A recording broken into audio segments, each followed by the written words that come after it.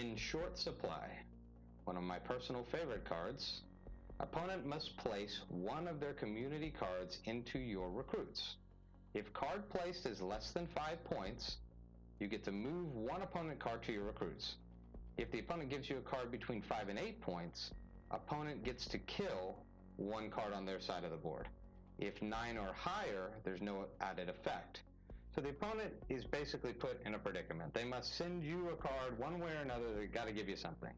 So for example, if the opponent decided, oh, I'll give you this, unfortunately, it's less than 5, which means you can come over here and take the 11 as well. That's a huge, huge move. So you don't want to do that. Now the opponent could also choose to say, okay, I'll give you this 7, which is a 14-point swing.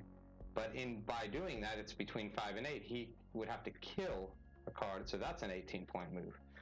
So if he was to just give you this 11, essentially that'd be a 22-point move. So they're all bad moves for him, but the obvious logical one would be give you the 7 and basically kill the 4, because that's only 18 points. Now just to add one more thing to it, say for example there was a negative on the side.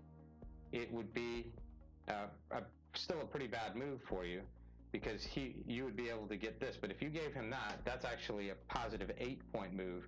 And so even if he took the 11, that's 22 points minus 8. So as you see, that's actually a pretty good move. So this is a really good early game card, and sometimes it's a little harder to use late. Thanks for watching the video. For more news and updates from the Master of Wheels team, just subscribe to us below.